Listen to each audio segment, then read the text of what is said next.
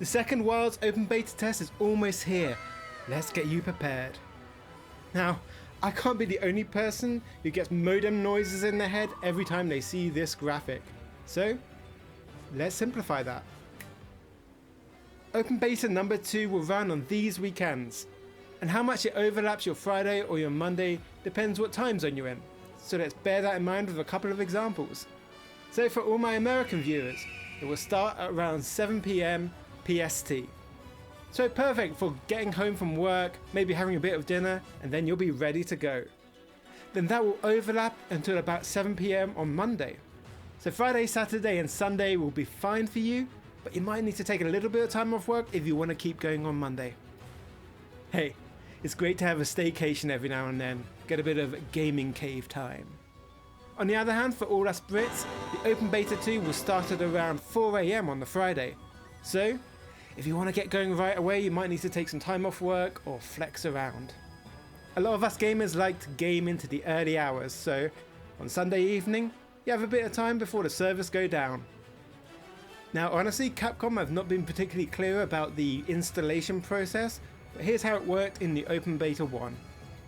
24 hours before the Open Beta became playable, it became downloadable from your system's store. This meant that the game was pre-installed, so as soon as the servers went live, you were good to go. So the first weekend is due to start on the 9th, so have a look on Thursday the 8th to see if you can find where to download it. And it's not exactly clear as to whether it's going to be a whole new download for those who have already downloaded the first Open Beta. I suspect it will probably be the same file though. And what makes it even better, as opposed to last time, both sessions are going to be available for all users on all platforms. If you're on console, you don't even have to be a member of their online subscription service. It's available to all. Meanwhile, the PCs are up in their ivory tower because they're all good anyway. Us console paupers. Now bear in mind this is the same content as the first Open Beta and the same build as well, so don't expect any performance increases and don't expect any weapon moveset changes. But you will get to hunt Gypceros and a mystery monster as well, which will probably be Arkveld, the flagship, and will probably be a lot more difficult than the other monsters. Next up, when considering the time available to you, you might want to set some of it aside for the glorious immersion of the character creator. This is no small thing.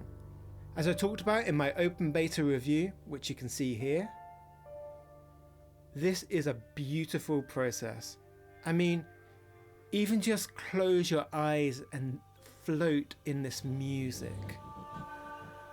It sets a wonderful tone of mystery and antiquity, perfect for getting you ready to take on the Forbidden Lands. And it's such fun, exploring all the different hair and face shaping options and getting your cat just right. That said, if you've got a bunch of mates waiting for you, feel free just to pick a preset and head on out.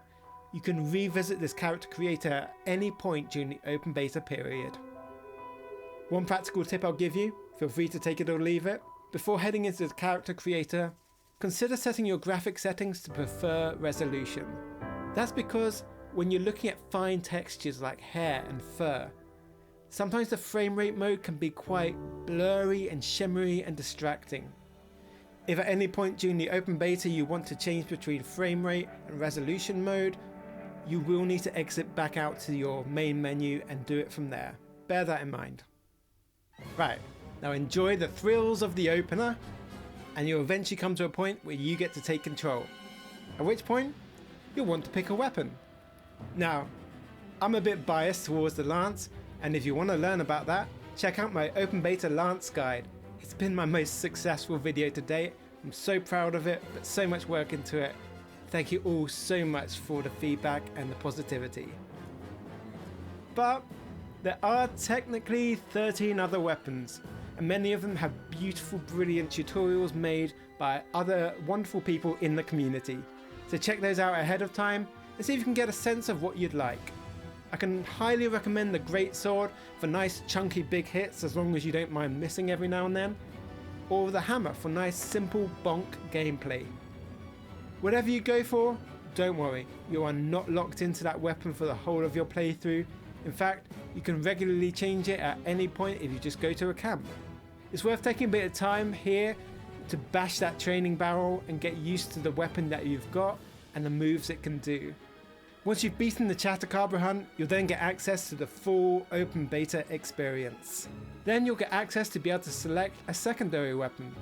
When you're out in the field on the hunt and you want to switch, just go to your bird and look for the button prompts.